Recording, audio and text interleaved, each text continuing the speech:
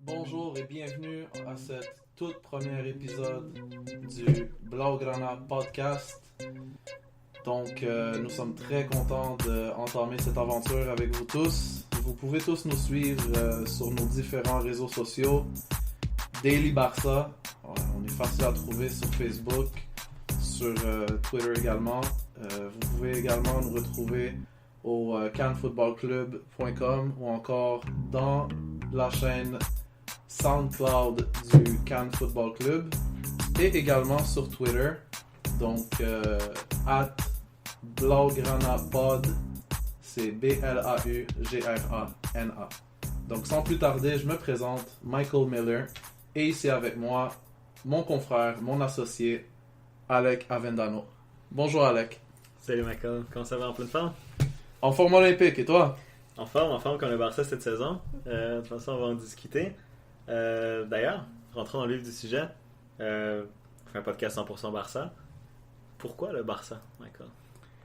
Eh bien, moi, c'est une histoire qui date de bien des années. Comme tu sais, je suis d'origine marocaine. Mes parents sont marocains. Moi, à l'époque où j'étais petit, les matchs du Barça n'étaient pas disponibles sur la chaîne locale. On pouvait juste voir la Ligue des Champions. Et quand on n'était plus en Ligue des Champions ou quand il y avait des pauses, on devait attendre patiemment pour voir les matchs. Donc, moi, mes premiers souvenirs du Barça de façon constante, c'était vraiment lors de mes vacances au Maroc. J'avais un oncle qui était passionné du Barça, mon oncle Hassan, et il m'a introduit à la Dream Team de Johan Cruyff. J'étais encore très petit, on parle du début des années 90, mais c'est des souvenirs que j'emmenais avec moi à Montréal après chaque été. Il m'a même offert ma première tenue du Barça à l'époque, la magnifique tenue Kappa, je l'ai encore, je l'ai encore avec moi. Et c'est ça, j'ai continué constamment et j'ai eu la chance de voir la couverture télévision s'améliorer au fil des années. Et maintenant, on est chanceux, on peut voir chacun des matchs assez facilement. Et mon amour n'a jamais cessé de grandir pour le Barça. Et toi, Alec? Moi, c'était un peu plus récemment que toi. On n'a pas le même âge d'ailleurs. Ouais. Moi, c'était en 2006, on fait à la Coupe du Monde. Je n'écoutais pas le soccer avant. 2006, Coupe du Monde en Allemagne. Je suis d'origine mexicaine, donc je suis le Mexique à la Coupe du Monde. Très humblement, évidemment, parce que bon, le Mexique, on n'est pas là pour gagner. Il y avait un joueur qui m'attire directement, Rafael Marquez. C'est un défenseur central qui est là pour détruire les attaques. Mais quand il a la balle au pied, il y a une certaine élégance qui ressort de Marquez. Il brise les lignes. L'attaque part du défenseur. Donc déjà, je trouvais ça super intéressant. Des recherches, Rafael Marquez joue pour le Barça. Ok, club en Espagne, super. Continue à suivre la Coupe du Monde, je regarde des vidéos sur YouTube. Ronaldinho, quel superbe joueur. Ronaldinho, celui qui me donnait envie de prendre ma balle, mes souliers, d'aller au parc, de faire des flip-flops, des tours du monde, de jouer au soccer, de s'amuser avec le sourire et tout. Quelle équipe? FC Barcelone. Bon, on va regarder le match du Barça. Regarde le Barça et déjà c'est le beau jeu. C'est mon premier coach, même quand je joue au soccer, c'était les gars, on a une touche de balle, des 1-2. On joue pour l'équipe. Peu importe qui marque le but, c'est l'équipe qui marque le but. J'ai trouvé ça au Barça directement. Même mon coach, là, il nous montrait des exemples à la télé. Barça, il faut jouer comme le Barça, défendre comme le Barça et tout. Parce que c'est un jeu collectif. Le soccer, c'est un jeu à 11 collectif. Donc le Barça a commencé en 2006. J'ai été chanceux, j'ai eu des belles années après, direct de Guardiola. Quoique 2006, 2007, 2008 même, c'était pas super comme année. Par contre, il y avait toujours le plaisir sur le terrain de voir Ronaldinho. Plus que les titres, je pense que les souvenirs qu'ils m'ont laissés, ça reste dans ma mémoire à vie. Donc c'est de là d'où vient mon amour pour le Barça. Très bien, très bien. Donc maintenant que les auditeurs nous connaissent, on peut commencer à parler de cette saison qui a été plutôt intéressante, je dirais. Intéressante principalement due au fait que si on regarde les résultats sans avoir regardé les matchs, on pourrait avoir eu l'impression que le Barça a dominé toutes ses compétitions sauf quelques petites erreurs de parcours. Mais les gens qui suivent les matchs semaine après semaine ont pu voir un Barça qui ressemblait pas à qu'est-ce qu'on était habitué de façon traditionnelle, si je peux me permettre, par rapport à sa philosophie de jeu. Absolument, il y a un gros changement de Barça. Luis Enrique, un ancien du club qui s'en va, Valverde qui arrive. Pas que personne connaît, mais tu sais, c'est un entraîneur de Liga seulement. C'était pas quelqu'un qui avait du standing peut-être que le monde s'attendait à voir au Barça. C'est un gars qu'on décrit pragmatique, très résultat comme tu as dit. Même quand je parlais du Barça dans les différents podcasts avec Fred que je salue, même Sid nous a dit l'autre jour, tu te rappelles, Alec, tu critiques le Barça, mais tu sais, vous êtes invaincus, on était invaincus à l'époque. Doublé quand même, quelle équipe signerait pas pour ça direct? Il dit oui, mais on joue mal. Avant le match contre la Roma, Fred me dit vous allez les exploser. Je fais mais on joue mal. Si, un malentendu, on sait jamais. Arrête, mais on joue mal. Le Barça, si tu gagnes, même avec Luis Enrique quand il a gagné le triplé, on disait ouais, mais on joue en contre-attaque, tu sais, c'est bizarre, c'est pas le Barça. Luis Enrique était critiqué après son triplé, il a failli démissionner à cause qu'il comprenait pas les critiques. Le Barça, tu dois bien jouer. Le Barça, pas préfère, mais accepte la défaite si on joue bien. Le meilleur exemple, c'est quand Chelsea nous élimine avec le but de Torres à la fin, où le stade se lève et applaudit. Ovation debout à des joueurs qui viennent d'être éliminés en demi-finale de la Ligue des Champions contre une équipe improbable, le Chelsea de Di Matteo. Le Barça, c'est ça, c'est le beau jeu. Cette année, Valverde, j'ai l'impression que dès qu'il s'est rendu compte qu'il gagnait avec 2-3 attaques de Messi, il a jeté à la poubelle un peu le jeu du Barça, la Masia, les jeunes, ce qu'il avait promis au début de l'année, pour faire moi je veux les résultats. Et honnêtement, il s'en sortait bien avant la défaite de la Roma, où c'était un cataclysme, où on s'est dit ah mais c'est vrai, finalement ça joue très très mal, parce que contre la Roma, le Barça, il n'y avait ni la possession, il n'y avait ni les attaques, ça défendait mal, c'était le bordel. Donc je sais pas, ça c'est mes impressions en moi. Je sais pas de toi, c'est quoi tes conclusions de cette saison-là, mais moi je dirais que c'est en demi-teinte, dans le sens que oui, on gagne 2 trophées, mais on joue mal et on progresse pas. Tout à fait, je suis d'accord avec toi là-dessus, mais je pense qu'il y a quelques matchs références qu'on a évité de perdre pendant l'année, mais qui nous ont sonné l'alarme, puis qui nous ont laissé croire que le cataclysme allait arriver. Je pense notamment au match à Séville contre Sevilla, où on se fait mener 2-0 et il a fallu faire rentrer Messi à la toute fin pour marquer 2 buts in extremis et se sauver avec un point. Et c'était aussi le fait de célébrer ce point qui m'a un peu absolument. passé dans travers de la gorge. On est supposé être capable de gagner assez aisément contre une équipe comme Sevilla, sauf mon respect pour eux, qui est quand même une belle équipe dans la Liga, mais le Barça est quand même de loin supérieur à cette équipe, et il aurait dû être capable de gagner assez aisément, même avec Messi sur le banc. Donc ça a été un avertissement assez virulent, mais on a continué à jouer de la même façon, on a continué à dépendre de Messi, comme tu dis. Et jusqu'au cataclysme à Rome, et jusqu'à tout récemment, à la défaite contre Levante à Valence, où on n'avait même pas l'option de faire rentrer Messi.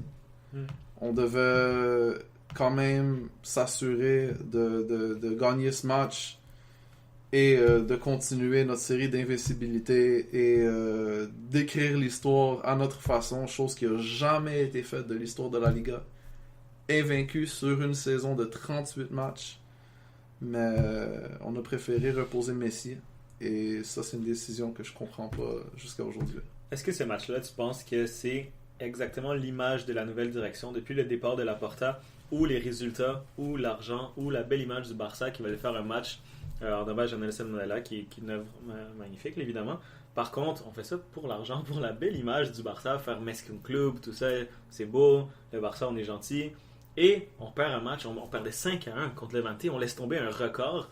J'ai vu beaucoup de commentaires Twitter du monde, même pas des fans du Barça, qui disaient moi, si j'étais fan du Barça, j'aurais honte que ma direction envoie le meilleur joueur sur le banc pour un match amical en 3 jours, en plein milieu de la saison, où on peut rentrer dans l'histoire, comme tu dis. Écoute, moi je sais pas si je tirerais la conclusion vraiment que on a voulu reposer Messi afin de participer à ce match amical. C'est vrai que Messi avait déjà joué plus tôt dans la semaine contre Villarreal, et bon, il a joué énormément de matchs dans l'année, donc s'il fallait le reposer contre Levante pour pouvoir performer pleinement lors du dernier match de la saison, auquel on va revenir, là, mais qui a une signification particulièrement spéciale, c'était quand même envisageable d'être capable de gagner ce match-là sans Messi. On avait quand même une attaque formée de Suarez, Dembélé et Coutinho, ce qui était largement suffisant pour aller chercher 3 points contre une équipe qui va finalement terminer 16e du championnat. Donc, cette Messi-dépendance, je peux bien l'accepter contre des équipes qui s'avèrent être d'une opposition de taille face à nous. Mais contre ce type d'équipe, il n'y a aucune façon qu'on pourrait pas espérer gagner un tel match, même si Messi n'est pas dans les 18 sélectionnés. Non, c'est un bon point. Moi, je me suis plus tranchant, en fait, comme ma question a pu le supposer.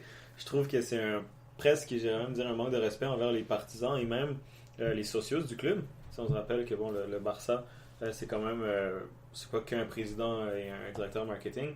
Donc pour moi, je trouve ça un petit peu, j'ai pas aimé ça, en fait, directement. Le match amical, encore une fois, en plein milieu de la saison, quelle autre équipe a fait ça? Quelle autre équipe fait ça en ce moment? Là-dessus, je te rejoins. Je pense que le timing du match amical était douteux entre la 37e et la 38e. Il faut quand même si le championnat est plié, même si on est champion, même si, allez, on va dire, on aurait dû gagner les 2 derniers matchs assez facilement, du moins le match contre Levante.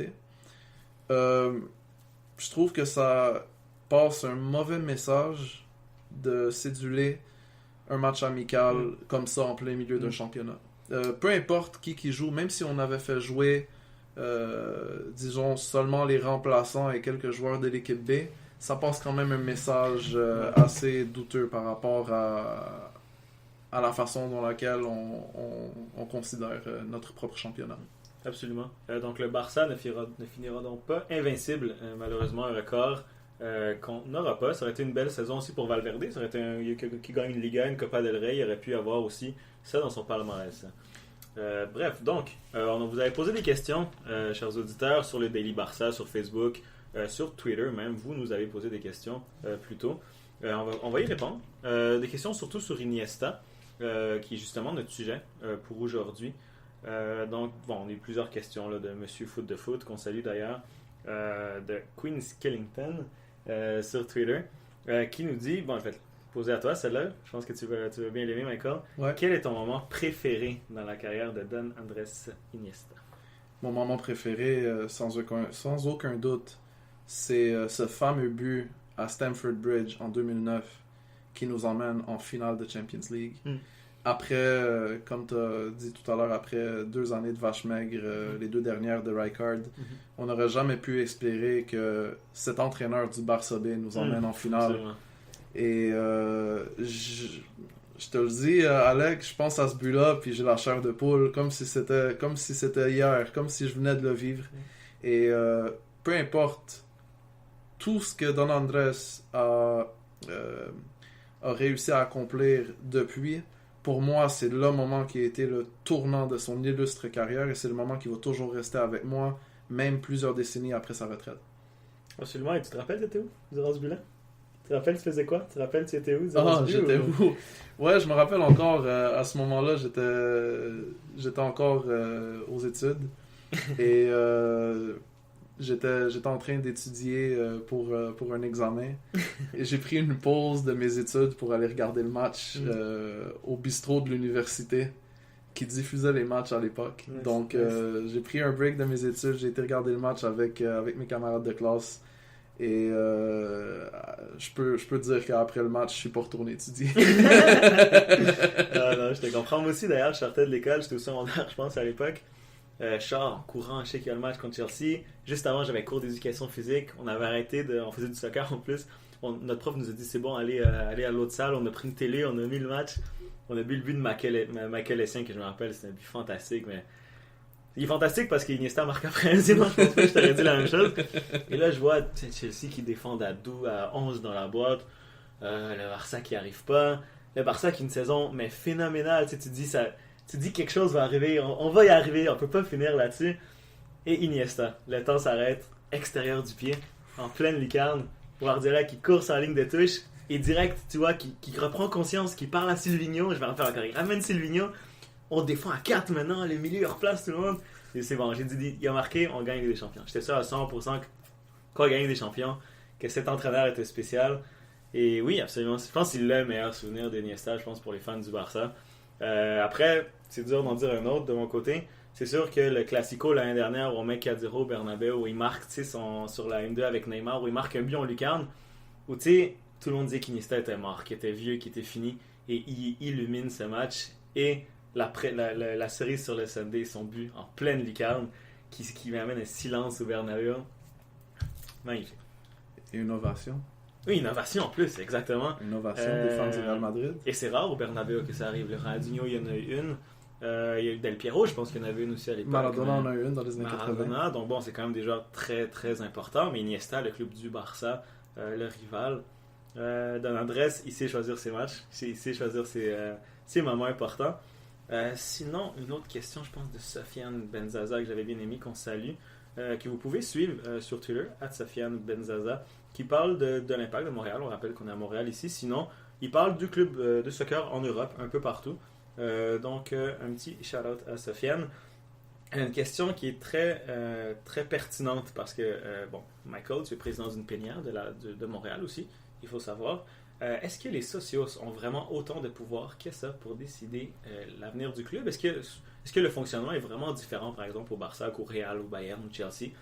Et la peut-être question choc, est-ce qu'au fond, les socios de nos jours, en 2018, c'est un vrai concept, un mirage, ou voire une supercherie? Bien, bonjour Sofiane, merci pour ta question. En fait, juste pour mettre quelque chose au clair, le Barça, le Real et l'Athletic Bilbao fonctionnent avec un système de socios en Espagne.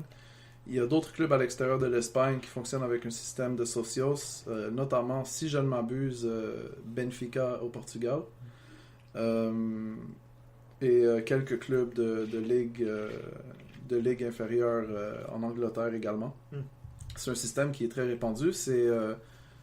Ça s'apparente, disons, à une forme juridique légale qu'on a tendance à appeler coopérative ou association. C'est le même genre de système. Donc, pour revenir au Barça, en 2010, le Barça a passé le cap des 170 000 socios. Et ce qu'il faut savoir aussi, c'est que ces socios n'ont pas toujours la même opinion d'une personne à l'autre par rapport aux affaires courantes du Barça. Ils ont des origines différentes, des cultures différentes, des points de vue différents. Et leur pouvoir, c'est lors des élections, disons le creux de leur pouvoir, le noyau de leur pouvoir, c'est durant les élections. Ils ont l'autorité, le mandat de nommer un conseil d'administration à chaque élection qui, lui, va gérer les affaires courantes du Barça. Donc, ici, on parle d'une démocratie, mais on ne parle pas d'une démocratie style agora lors de la Grèce antique. On parle vraiment d'une démocratie au même titre que n'importe quelle démocratie populaire occidentale qu'on connaît ou n'importe quelle coopérative. Je donne un exemple. Si je suis membre d'une caisse, peu importe laquelle, sans vouloir en nommer, je peux pas avoir un droit de regard sur les investissements de ma caisse. Mais je peux voter aux élections, je peux nommer un conseil d'administration qui, lui, aura le mandat de prendre des décisions par rapport aux affaires courantes. Et moi-même, en tant que socio compromiso du Barça, je suis plus confortable à laisser les clés décisionnelles à un conseil d'administration qui est expérimenté, qui fait ça à temps plein, qui prend des décisions de façon éduquée et surtout qui ne répond pas à un investisseur local ou étranger, mais qui n'a comme employeur que les socios du club qui peuvent remettre son travail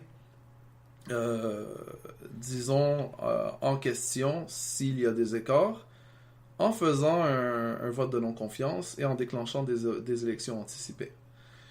Si je compare, disons, avec d'autres clubs européens où il y a soit un investisseur unique, un actionnaire unique ou encore un conglomérat, eh bien, dans ce type de structure, l'actionnaire peut décider de faire qu'est-ce qu'il veut avec le club et personne d'autre aurait de droit de regard. Les supporters n'auraient pas de droit de regard par rapport à ces décisions. Il peut acheter, vendre les joueurs qu'il veut, décider, disons, après une année remplie de succès, de vendre tous les cadres de l'équipe et peut-être risquer la relégation comme des grands clubs espagnols l'ont vécu dans le passé. Après avoir fait des demi-finales de Ligue des Champions, avoir été relégué pas trop longtemps par la suite.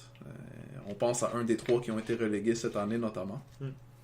Donc, en tant que supporter, je préfère la structure qu'on a et j'espère que ça va être une structure qu'on va garder aussi longtemps que je peux avoir la conscience de m'en rendre compte moi-même.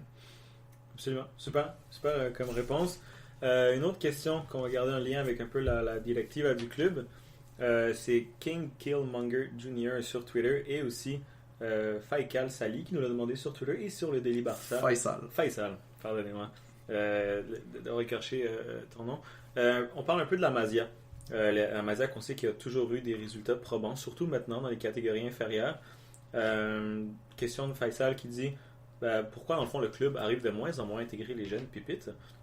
Quelle est la position de Directiva? Et aussi une sous-question, on voit beaucoup de talents de la Masia qui fuitent, donc qui quittent le club. Pourquoi les sociaux justement ils ne montent pas au créneau pour mettre de la pression sur la direction? Mais encore une fois, si les plus de 170 000 sociaux avaient un droit de regard sur la direction sportive, ce serait la cacophonie. Et il y en aurait qui voudraient avoir un 11-100% Masia. Il y en a d'autres qui voudraient éviter de prêter certains joueurs et leur donner une chance peut-être trop rapidement. La direction sportive du Barça n'est pas parfaite. Elle a pris beaucoup de mauvaises décisions dans le passé. Je pense à des joueurs qu'on a possiblement ruinés à force de les prêter à droite, à gauche. L'exemple qui me brise le cœur le plus, c'est Alen Halilovic, récemment. Sergi Samper en est un autre. Mais oui, en tant que supporter, on peut exprimer notre mécontentement, mais il n'en revient pas aux socios d'intervenir dans les affaires courantes du club. Et si les socios sont vraiment insatisfaits, eh bien, ils peuvent faire savoir leur mécontentement lors des prochaines élections générales. Exactement. Ouais, non, absolument. C'est vrai, comme tu dis, les socios ont le pouvoir de choisir la direction sportive également. Donc, si après les choix ne sont pas d'accord avec eux, il y a les prochaines élections de façon démocratique pour choisir la nouvelle directive. Une question qui revient souvent sur le Daily Barça et sur Twitter, en fait, la rumeur du FC Barcelone, Antoine Griezmann, joueur de l'Atlético de Madrid, qui vient de faire gagner l'Europa League à son équipe avec 2 buts en finale contre l'Olympique de Marseille, donc un gros point d'exclamation à sa saison. Rumeur dit qu'il va signer au Barça, 100 millions d'euros, sa clause, si je ne me trompe pas. 100 millions, exactement. On prend pour acquis qu'il signe. Tu le fais jouer où? Moi, en fait, l'énigme Griezmann, ça me fait penser un peu, et là je parle pas position par position, mais je parle, disons, richesse de talent. Ça me fait penser un peu au cas Coutinho de cette année. On a été capable de faire une demi-année avec Coutinho et Iniesta en même temps, pas toutes compétitions confondues, je l'entends bien, mais on a été capable de faire une demi-année où est-ce que les deux pouvaient jouer tantôt ensemble, tantôt se succéder l'un à l'autre pendant le même match. Je pense qu'on peut avoir Griezmann dans un contexte similaire avec une attaque qui serait formée de Luis Suarez, Lionel Messi, Philippe Coutinho, Ousmane Dembélé. Et lui, ce serait vraiment le 5e attaquant à notre disposition dans un effectif qui serait très offensif, très musclé. Et la façon que je pourrais voir ça se produire, c'est si Dembélé, vu son jeune âge, passe un peu de temps sur le banc de temps à autre. Et si c'est la dernière année, disons, où est-ce que Luis Suarez est un vrai titulaire du Barça. Sinon, par la suite, je pense que un de ces joueurs devra quitter et malheureusement la 5e roue du carrosse, selon moi, et ça me fait de la peine de le dire, mais ce serait Luis Suarez. C'est vrai que moi, Suarez, je le vois de moins en moins avec le FC Barcelone. Griezmann aussi joue dans l'axe maintenant, il n'est plus sur les côtés. Mais il joue surtout comme deuxième attaquant. C'est là que moi je m'interroge un peu sa place ou le Barça, ou l'année prochaine, deuxième attaquant avec Suarez, je peux comprendre. Mais il faudrait jouer en 4-4-2. En 4-4-2, tu mets Messi où? Sur le côté, il est trop reculé, il court plus. À gauche, on met Coutinho, Dembélé. Je trouve que c'est un casse-tête tactique. Je pense qu'un pur neuf serait mieux que Griezmann, moi, honnêtement. Tu sais, un Lewandowski, un vrai neuf, tu sais. Mais c'est vrai que Griezmann, après, il peut amener un turnover qu'on a besoin dans l'attaque. C'est sûr que pour moi, Dembélé doit être sur le banc. Si Griezmann est titulaire, Coutinho titulaire, Suarez, ça, c'est une équipe FIFA. Il n'y a pas d'équilibre dans cette équipe-là. Busquets ne peut pas à lui tout seul équilibrer une équipe. On l'a vu cette année, d'ailleurs. Contre la Roma, Suarez était fatigué. Il était plus capable. Les joueurs étaient fatigués en général. Donc oui, un Griezmann pourrait aider à faire reposer les joueurs. C'est un attaquant qui est très bon. On ne sait pas encore son niveau est où dans les grands matchs avec les grands clubs. Donc j'ai hâte de le voir. En même temps, il y a tellement une intelligence de jeu. Alors moi ce qui me dit oui, Griezmann veut réussir, c'est son fameux QI football, là, l'expression qui est très populaire. Là. Il sait combiner une touche, il sait se déplacer. Le hic, c'est qu'il se déplace dans les mêmes zones que Messi. Et soit les deux vont combiner ensemble et ça va être magnifique, mais si les deux combinent ensemble, il y a qui en neuf? Je sais pas si tu vois mon interrogation. Peu importe Griezmann veut jouer avec Messi, j'ai l'impression qu'il va y avoir un manque quelque part. Moi, qu'est-ce que j'aimerais ajouter à ça? Premièrement, mon opinion, c'est qu'avant d'acheter Griezmann, on aurait besoin d'avoir 2 autres défenseurs centraux de qualité avant même de penser faire un tel achat. Je vais laisser cette idée-là de côté afin de pouvoir bien répondre à la question, mais le Barça n'a pas toujours eu un neuf. Et les fois qu'on a eu des neufs, ça a toujours été des neufs de classe mondiale, mais on n'a pas toujours eu un neuf. Et il y a des années où est-ce qu'on a eu énormément de succès sans nécessairement avoir de neuf. Je pense à la Dream Team de Johan Cruyff, où est-ce qu'on n'avait pas de réel neuf, où est-ce que c'était un rôle qui était interchangeable. Je pense même à la deuxième Coupe d'Europe de Guardiola, où on avait Pedro, Villa et Messi.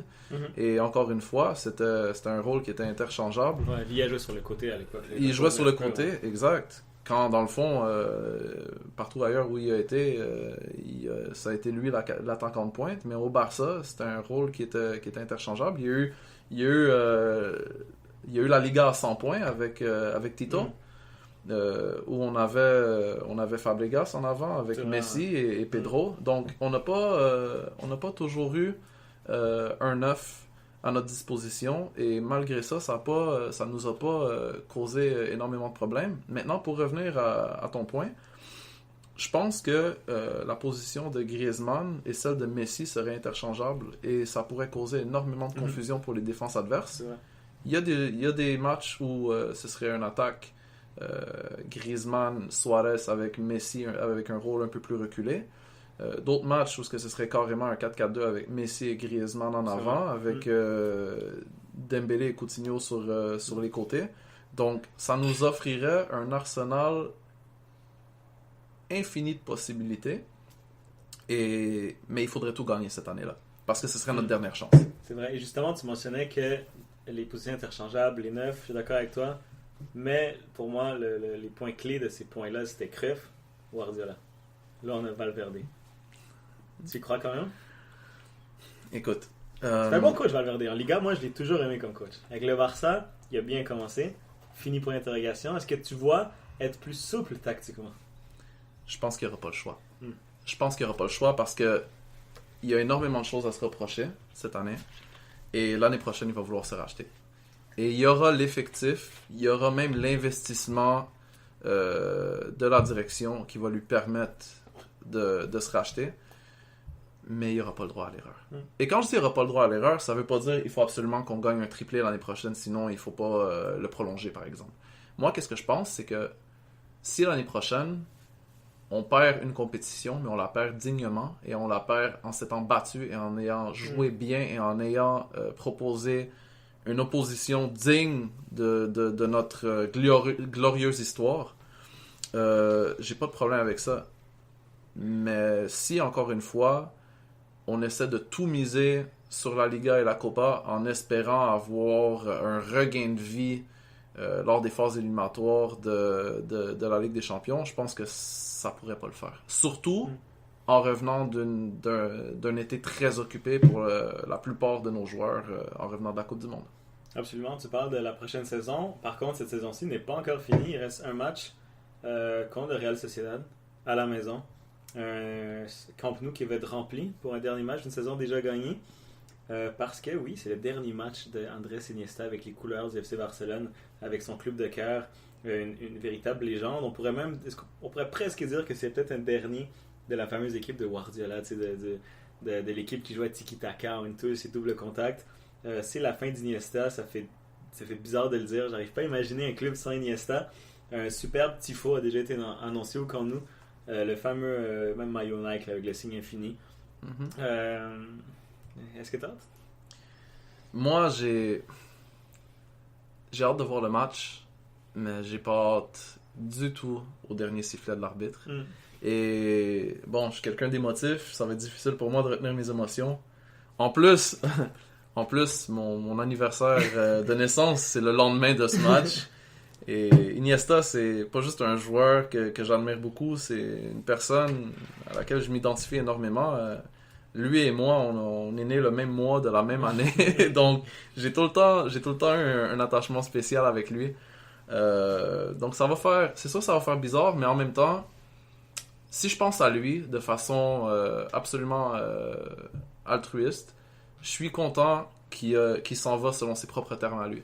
Il a décidé qu'il voulait partir au top.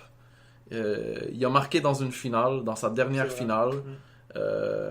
Il nous a offert des bons moments cette année et il n'y a pas besoin de prouver à personne qu'il est encore capable de le faire. Tout le monde aurait pu, sans même hésiter, lui donner 1 année ou 2 années de plus au Barça. Mais il a décidé qu'il voulait quitter au top. Il a décidé qu'il voulait passer à la prochaine étape de sa vie professionnelle. Donc, gloire à lui et on est honoré de l'avoir vu passer dans notre club.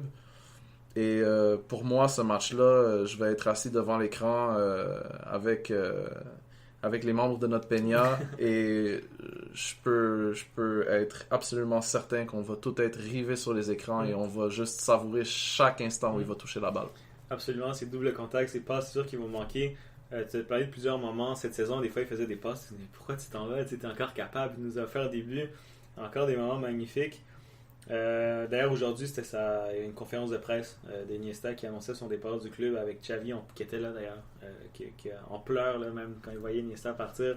Guardiola, je pense qu'il y avait une des meilleures définitions qui disait Iniesta représente les valeurs du FC Barcelone et c'est absolument ça, le beau jeu encore une fois. Tu sais, le fait qu'Iniesta, ils ont toujours dit qu'il n'est pas physique, il ne va jamais réussir. Au Barça, tu peux réussir si t'as cette façon de jouer là, propre au Barça.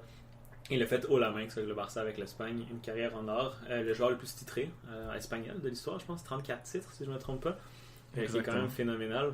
Rapidement, avant de finir l'émission, tu parlais de défenseur central, il y a une rumeur, Clément Lenglet de Séville, 22 ans si je ne me trompe pas. 22 ans exactement, 95, c'est plus jeune que moi.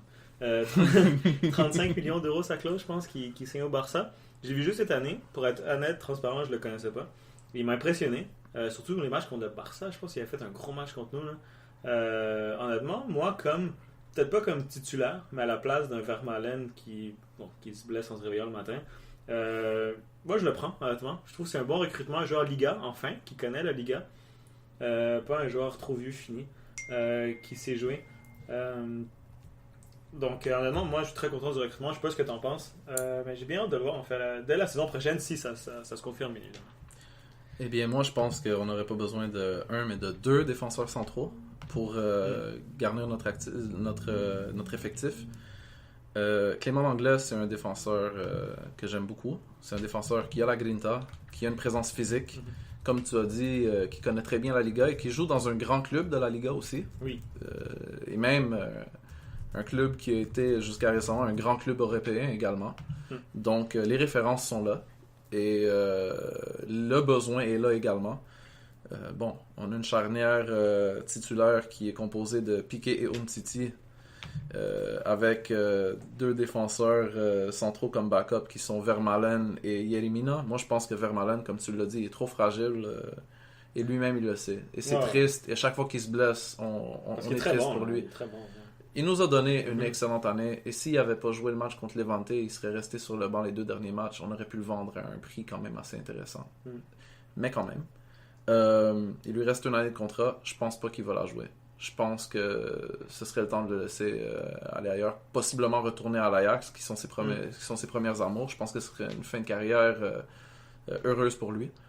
Et parlant de l'Ajax, il y a un autre défenseur central qui m'intéresse beaucoup, et c'est Matthias de Ligt.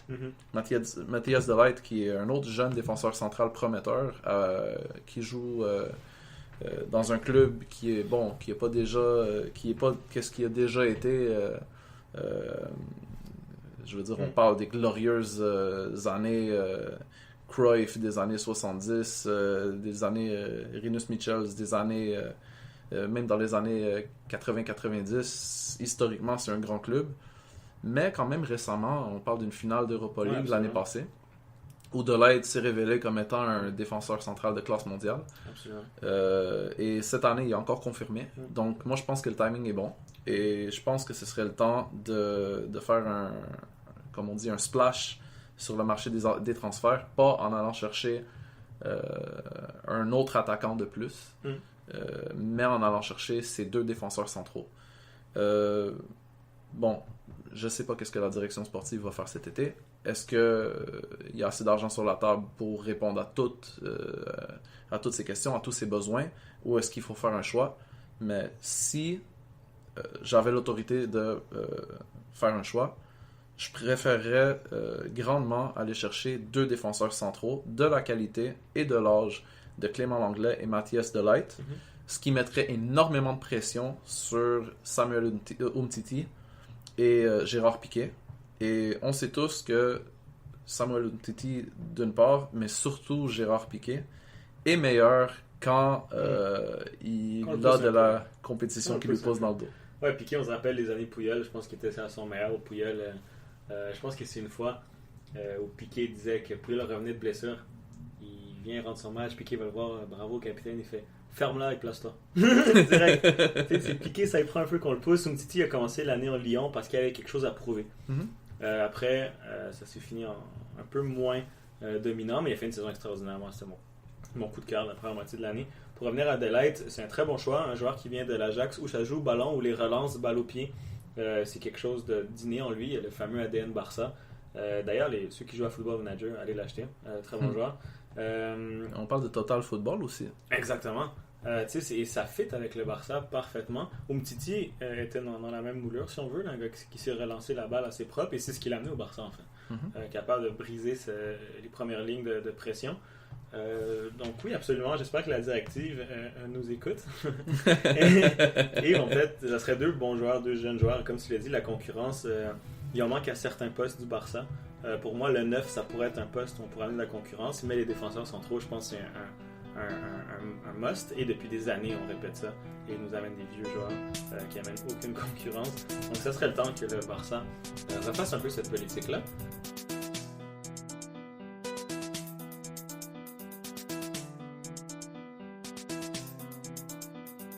Le Blaugrana Podcast est écrit par Michael Miller et Alec Avendano, édité par Michael Miller, et la musique est également composée par Michael Miller. La promotion sur les médias sociaux est faite par Michael Miller et Alec Avendano, et les arts visuels sont conçus par Mariana Vasquez. Envoyez-nous vos questions sur notre compte Twitter @BlaugranaPod, BLAUGRANAPOD, et trouvez-nous sur les réseaux sociaux tels Daily Barça et le Cannes Football Club. Merci d'avoir été à l'écoute, et à la semaine prochaine pour un autre épisode du Blaugrana Podcast.